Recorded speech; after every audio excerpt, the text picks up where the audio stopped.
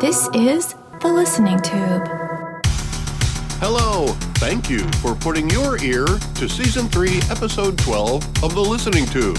I'm your host, Bob Woodley. On this episode, we'll hear about climate change, sort of, the evolution of sound recordings, and a Rocky Mountain flower that's come to represent tragedy.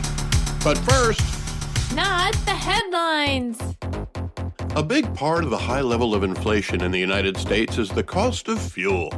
When the cost of fuel is high, the price of everything goes up. Because it not only costs more to produce products, including food, but it also costs more to transport those products to the consumer. What we need is something that can replace oil in the production of other products. Well, we have it, and it's now going to be produced in Pennsylvania.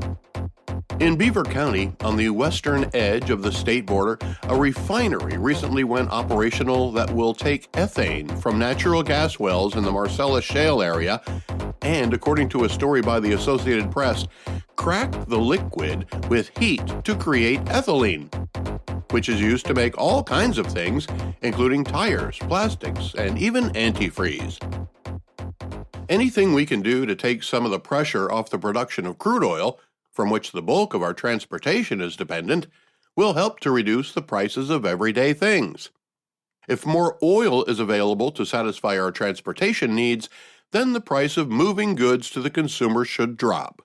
When polyethylene from a refiner in Pennsylvania can replace oil in consumer goods, it's a step in the right direction to reducing some of the inflation we've experienced since early 2021. The plant itself was no small feat. It's huge, covering 385 acres of land, resembling an oil refinery with pipelines running from everywhere to everywhere else.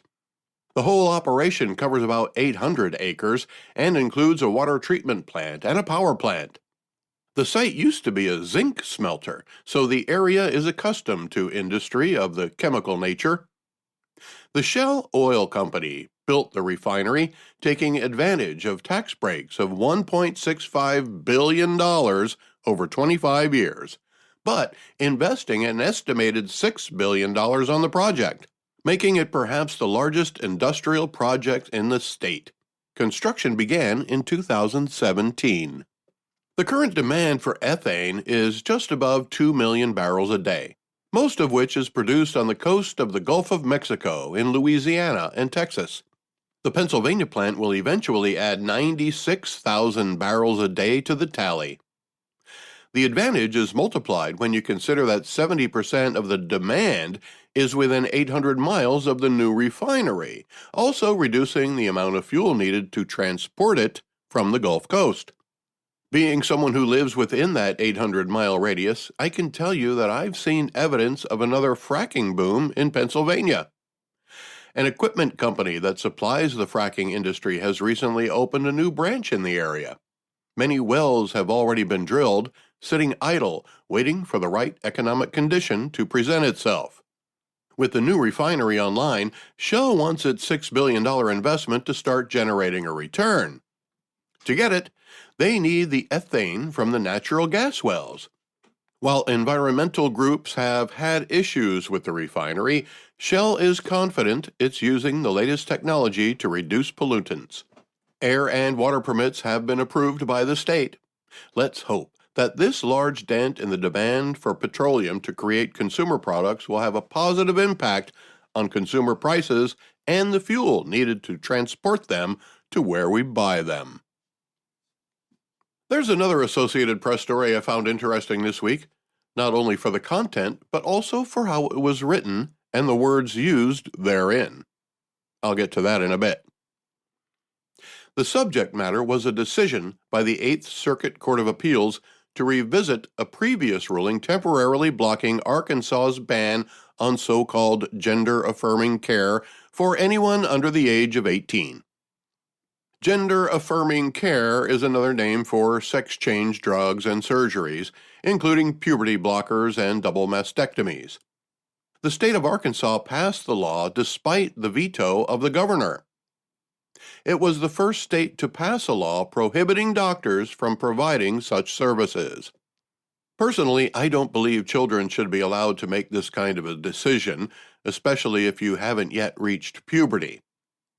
Whether or not the age limit should be 18 is somewhat debatable, but certainly those who haven't yet gained a full understanding of what sexuality is shouldn't be allowed to be subject to irreversible measures. To be clear, Arkansas has passed other restrictions on transgender medications, but this one would have also stopped medications for those already receiving it. That's why it was vetoed, and that's why the court won't allow it. But Arkansas's Attorney General plans to appeal, saying through a spokesperson, they will continue to wholeheartedly defend the ban because it protects children from these experimental, life-altering procedures. The American Civil Liberties Union challenged the law on behalf of 4 families with children already undergoing sex change procedures. Of course, they're happy the law was overturned. It was the statement they made about the decision that caught my eye. A spokesperson said, "Families across Arkansas are thankful the Eighth Circuit has rejected the state's effort to enforce this baseless and cruel law." There's that word again, baseless. If you want to try to make someone else's opinion or beliefs irrelevant, the way to do that is to call them baseless.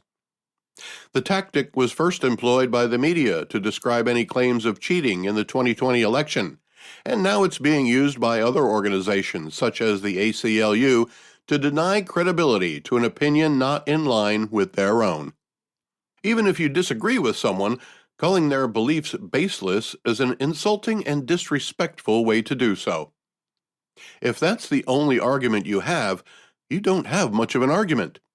The ACLU spokesperson went on to say, Arkansas should be a safe place to raise all children, transgender youth included, and denying them life-saving health care does the exact opposite. My question is, how can puberty blockers and double mastectomies be life-saving health care? I'm no expert, but it would seem to me that the only way a double mastectomy could be life-saving is if the patient had breast cancer. And if a sex change is the exact opposite of life-saving, does that mean not getting a sex change will kill you? That's what the ACLU is saying. They're trying to equate an age requirement to get a sex change with a death sentence. Hey, once you're an adult, you're free to do to your body whatever you wish. But just like there are age restrictions on driving, voting, drinking alcohol, and other activities that require a certain level of maturity, the decision to get a sex change also needs to have restrictions. Many age restrictions are implemented to protect us from ourselves, and the permanent changes that come with a change of gender should be no exception. Let's go back through the listening tube. This week in 1644, John Milton publishes Areopagitica, a pamphlet decrying censorship. John Milton was way ahead of his time when it came to individual liberties. He was also an early advocate of divorce. Written in the form of a speech, Areopagitica was spoken before the Parliament of England, but the pamphlets of the speech were in direct violation of the law the speech was arguing against. A year before, Parliament approved the Ordinance for the Regulating of Printing. That regulation made it mandatory for any author to get a license from the government before they could publish anything. That way, the government had the last word on what got published and what didn't. That sounds vaguely familiar for some reason. Maybe it's because today, governments still try to have the final say in what gets published and what doesn't. In the United States, it seems that the federal government used the FBI to lean on publishers and social media sites to stifle stories that might shed an unflattering light on those in power. Unless, of course, you're a conservative. Then anybody can publish whatever they want. In Russia, journalists who write true stories about the war in Ukraine can be fired from their jobs or even arrested for spreading disinformation. This week in 1703, the Great Storm of 1703, the greatest windstorm ever recorded in the southern part of Great Britain, reaches its peak intensity, which it maintains for days. Winds gust up to 120 miles per hour and 9,000 people die. Climate change, said no one. This week in 1859, Charles Darwin publishes On the Origin of Species, the anniversary of which is sometimes called Evolution Day. Controversial from the get-go, Darwin's theory of evolution led to the Scopes monkey trial in the United States. Hear all about it in Season 2, Episode 9 of The Listening Tube. In 1863, President Abraham Lincoln proclaims November 26th as a National Thanksgiving Day, to be celebrated annually on the final Thursday of November. Since 1941, on the fourth Thursday. I hope you have a nice Thanksgiving. This week in 1877, Thomas Edison announces his invention of the phonograph, a machine that can record and play sound. My, how far we've come since then. The early phonograph used a cylinder covered in foil that would rotate while a stylus rang along the grooves in the foil to reveal what was recorded on it. Eventually, the cylinder was replaced by a disc made of shellac, which would later be replaced by vinyl. Recording tape came along, ushering in reel-to-reel machines, cassette decks, and 8-track players. Then came the compact disc, which lasted much longer than records and were easier to store than recording tape. Today, most recordings are done digitally, such as what you're listening to right now, and the songs you pay to download so you can hear them whenever you want. While recording tape and foil cylinders will likely not make a comeback, and compact discs are fading from use, the vinyl record is experiencing a resurgence in popularity. Remastered original recordings are being released on vinyl, a much heavier vinyl than was used in the heyday of record buying, and fetching a much higher price as well. Some of the old records are increasing in value if they're still in good shape. Speaking of records, it took just 12 years to go from the original phonograph to the first jukebox, as it was also this week in 1889 that the first jukebox goes into operation at the Palais Royal Saloon in San Francisco. This week in 1905, Albert Einstein publishes his answer to the question, does the inertia of a body depend upon its energy content? This paper reveals the relationship between energy and mass, and leads to the mass-energy equivalence formula E equals mc squared. Until then, mass and energy were thought of as two different things. Einstein's formula showed that not only are they the same, but can change into each other. This week in 1917, Ukraine is declared a republic. Not an independent republic, but a republic within the Federated State of Russia. Vladimir Lenin was in power, and the Provisional Government of Ukraine wanted to declare itself and its boundaries. It wasn't long, though, before Ukraine would declare its complete independence. That wouldn't last long either, as in 1922 Ukraine became one of the original Soviet Socialist republics. It would stay that way until the collapse of the Soviet Union in 1991. Now the tyrant Putin is trying to command it as part of Russia once more. This week in 1922, Howard Carter and Lord Carnarvon become the first people in more than 3,000 years to enter the tomb of Pharaoh Tutankhamun, better known as King Tut. Anointed pharaoh as a young boy, Tut ruled Egypt for about 9 years. More than 50 years after its discovery, artifacts from Tut's tomb made their way to the United States for a major exhibit of the riches found there. The treasures of Tutankhamun went on display at the National Gallery of Art in Washington, D.C. from November of 1976 until the following March. The media frenzy and overwhelming public interest propelled King Tut to worship status once again, more than 3,300 years later. Once mummified in a quest for immortality, Tutankhamun finally reached that status when Steve Martin released a song in his honor in 1978. Now when he was a young man, he never thought he'd see people stand in line to see the boy king. How'd you get so funky? Did you do the monkey? Born in Arizona, moved to Babylonia, King Tut. Now if I had known that line up just to see him, I'd taken all my money and bought me a museum. Buried with a donkey. He's my favorite honky. Born in Arizona, moved to Babylonia, King Tut. This week in 1926, the deadliest November tornado outbreak in U.S. history strikes on Thanksgiving Day.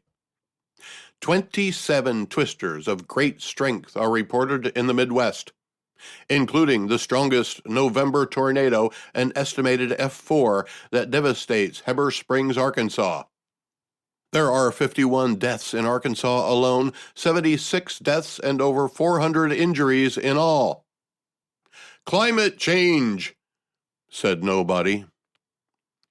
This week in 1927, the Columbine Mine Massacre happens when striking coal miners are allegedly attacked with machine guns by a detachment of state police dressed in civilian clothes. The Columbine Mine was near the town of Serene, Colorado, just north of Denver. The massacre didn't just happen, as they were preceded by miners getting beaten with clubs over the right to enter the town. The reason the state police were dressed in civilian clothes is because they were civilians. The Colorado State Police had recently been disbanded.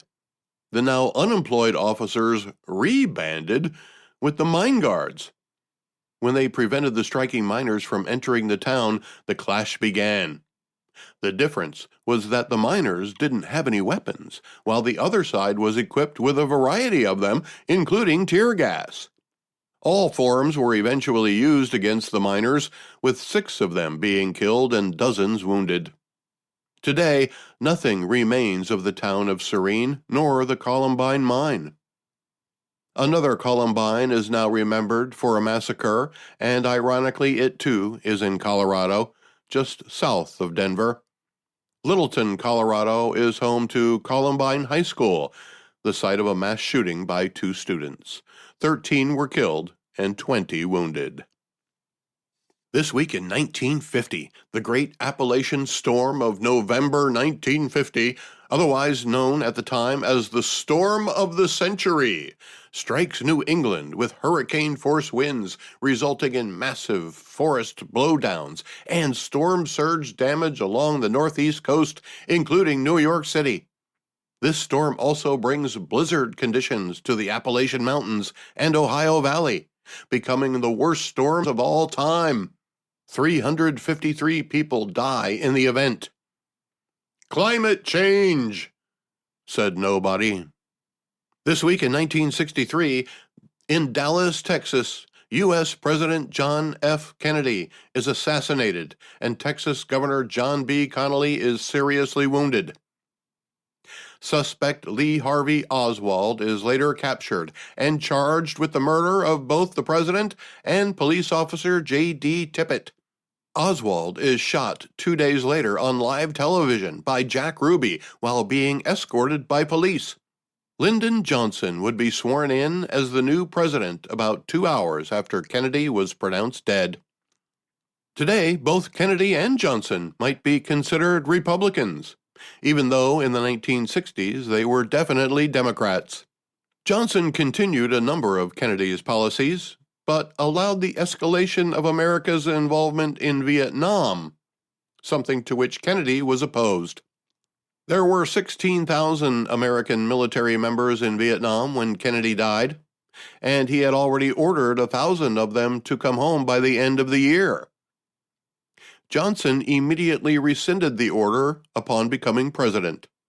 Johnson's escalation eventually led to this week in 1969, when the Cleveland Plain Dealer publishes explicit photographs of dead villagers from the My Lai massacre in Vietnam.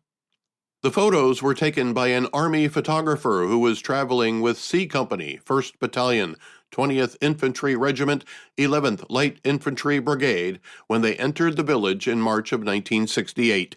He finished his enlistment later that month and gave the photos and told his story to a reporter at the paper. While the Army urged the Plain Dealer to not publish the story or the photos, they decided to break the story to the American public. It was an unbelievable story for many people, if not for the vileness of the subject matter, then for the shock that American soldiers could commit such atrocities. The photographer told a story of American soldiers entering the village of My Lai and systematically slaughtering the entire population, men, women, and children. He had gone to the Army first, but it was after he was a civilian again. He gave the Army's Criminal Investigation Department prints of the photos and a 6-page statement. 2 soldiers had been charged by the time he went to the Plain Dealer. He said about 30 soldiers killed about 100 civilians, mostly illiterate peasants. There were no enemy forces there, and the only American casualty was a soldier who shot himself in the foot. Well, that can't be right. This week in 1971, during a severe thunderstorm over Washington state, a hijacker calling himself Dan Cooper parachutes from a Northwest Orient Airlines plane with $200,000 in ransom money. He has never been found. He has never been identified. It was a brilliant plan, assuming it worked. Although the hijacker has never been found, some of the money has. A bit of it turned up in 1980 near the Columbia River. That renewed interest in the case, but didn't lead to any important information about the suspect. It was 45 years later, in 2016, that the FBI formally ended the investigation. Many of the security measures we're familiar with at American airports, like metal detectors, baggage inspection, and other measures, were quickly established after the incident. This week in 1977, Vrillon, claiming to be a representative of the Ashtar Galactic Command, takes over Britain's Southern Television for 6 minutes at 5:12 p.m. This is what he said. This is the voice of Vrillon, a representative of the Ashtar Galactic Command speaking to you. For many years you have seen us as lights in the skies. We speak to you now in peace and wisdom, as we have done to your brothers and sisters all over this, your planet Earth. We come to warn you of the destiny of your race and your world, so that you may communicate to your fellow beings the course you must take to avoid the disasters which threaten your world and the beings on our worlds around you. This is in order that you may share in the Great Awakening as the planet passes into the new age of Aquarius. The new age can be a time of great peace and evolution for your race, but only if your rulers are made aware of the evil forces that can foreshadow their judgments. Be still now and listen, for your chance may not come again. For many years your scientists, government, and generals have not heeded our warnings. They have continued to experiment with the evil forces of what you call nuclear energy. Atomic bombs can destroy the Earth and the beings of your sister worlds in a moment. The wastes from atomic power systems will poison your planet for many thousands of your years to come. We who have followed the path of evolution for far longer than you have long since realized this, that atomic energy is always directed against life. It has no peaceful application. Its use and research into its use must be ceased at once, or you all risk destruction. All weapons of evil must be removed. The time of conflict is now past. The race of which you are a part may proceed to the highest planes of evolution if you show yourselves worthy to do this. But you have a short time to learn to live together in peace and goodwill. Small groups all over the planet are learning this and exist to pass on the light of the dawning new age to you all. You are free to accept or reject their teachings, but only those who learn to live in peace will pass to the higher realms of spiritual evolution. Hear now the voice of Vrillin, a representative of the Ashtar Galactic Command, speaking to you. Be aware also that there are many false prophets and guides operating in your world. They will suck your energy from you, the energy you call money, and will put it to evil ends, giving you worthless dross in return. Your inner divine self will protect you from this. You must learn to be sensitive to the voice within that can tell you what is truth and what is confusion, chaos, and untruth. Learn to listen to the voice of truth which is within you, and you will lead yourselves on to the path of evolution. This is our message to our dear friends. We have watched you growing for many years, as you too have watched our lights in your skies. You know now that we are here, and that there are more beings on and around your Earth than your scientists admit. We are deeply concerned about you and your path towards the light, and will do all we can to help you. Have no fear. Seek only to know yourselves and live in harmony with the ways of your planet Earth. We of the Ashtar Galactic Command thank you for your attention. We are now leaving the plane of your existence. May you be blessed by the supreme love and truth of the cosmos. Nobody was ever found responsible for the message, and no pirate of the airwaves was ever caught. Then, 10 years later in 1987, 2 Chicago television stations are hijacked by an unknown pirate dressed as Max Headroom. There was no audio to record, only video. This week in 1988, in Palmdale, California, the first prototype B-2 Spirit stealth bomber is revealed. I'm pretty sure I saw it fly over my apartment in Port Hueneme. It had the right shape, and I could only see it as it didn't seem to make much of a sound. This week in 1993, Rachel White-Read wins the 20,000 British pound Turner Prize Award for Best British Modern Artist. The award was for a sculpture in East London called House, and it's a 3-story high representation of row houses that had recently been torn down on the same block. But as I'm sure you know, beauty is in the eye of the beholder, because the same work also earned her a 40,000 British pound K Foundation Art Award for the Worst Artist of the Year. So she was awarded £60,000 for the work, 2/3 of which was for being bad at it. My wife is skilled in a variety of artistic disciplines, and she'll often destroy a work because she doesn't like it. She never considers that someone else might like it very much. The listening tube will return at the speed of sound. Contact the listening tube by calling 570-601-1101 or by email thelisteningtube@outlook.com. I'd like to talk about a meme I saw on social media recently. It originated from a group called Republicans and Democrats United for Biden-Harris. It says, "Things I notice.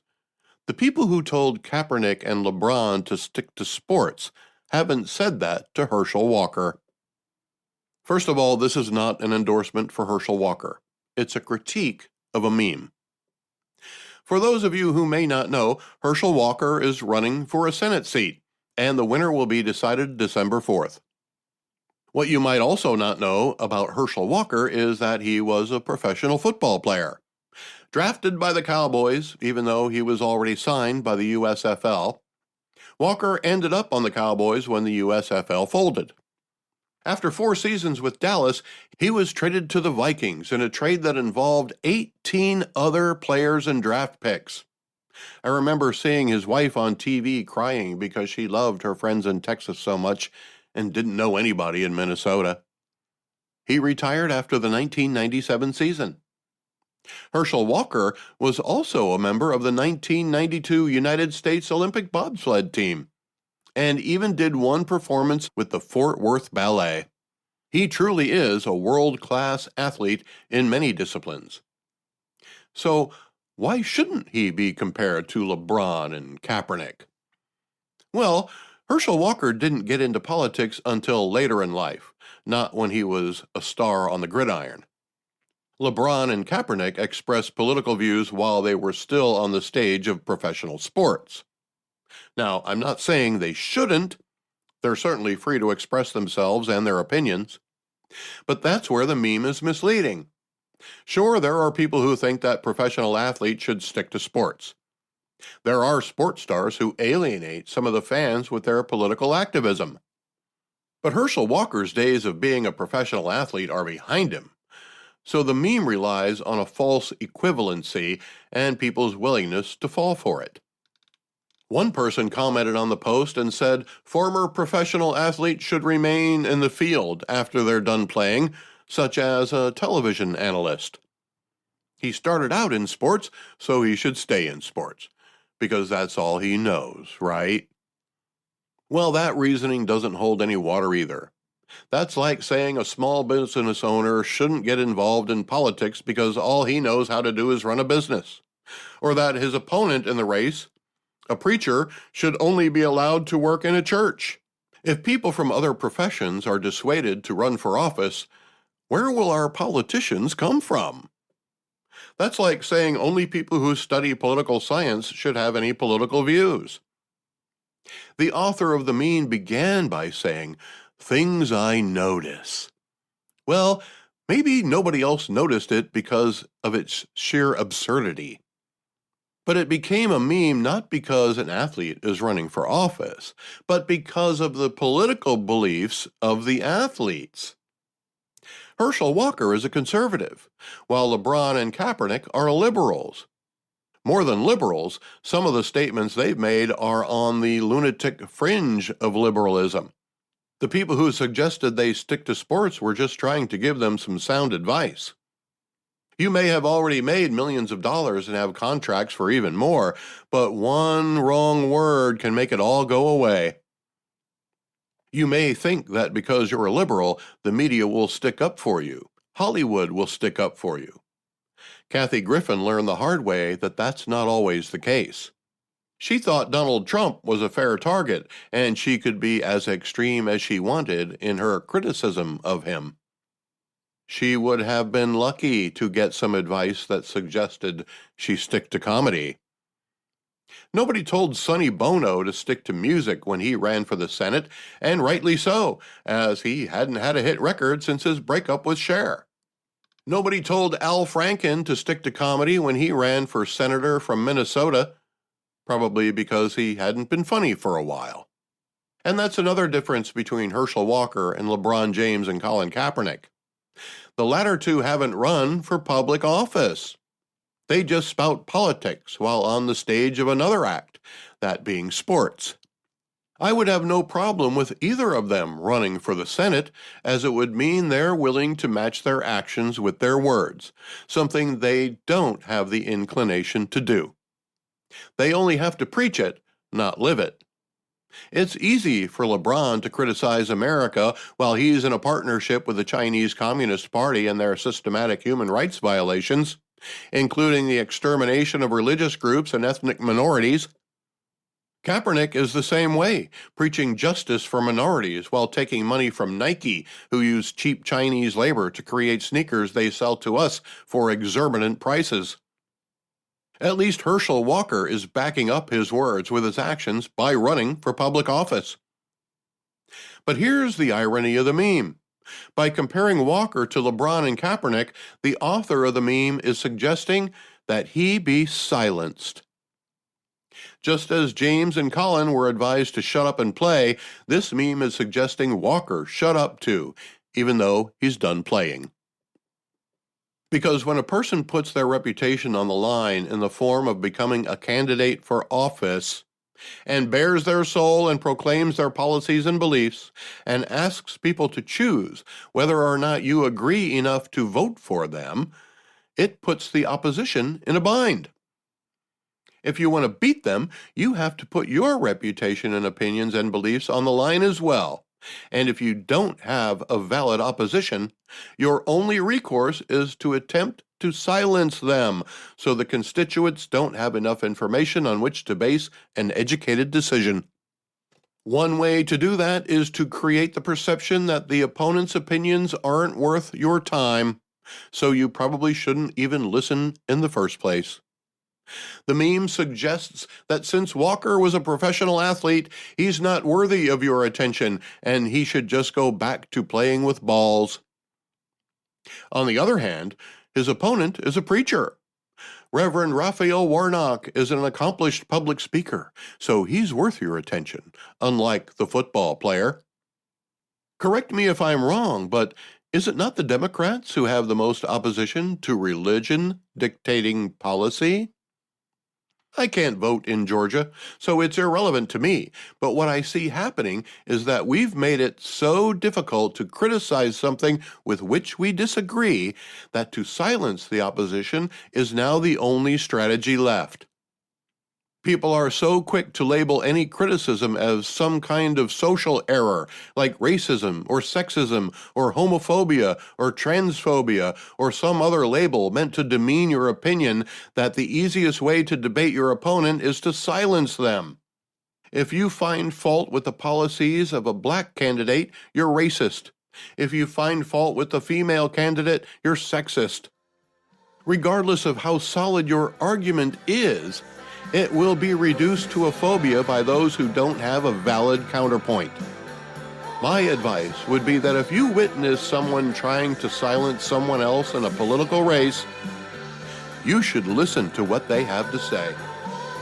Then ask yourself why the opponent is trying to silence them instead of presenting their side of the issue.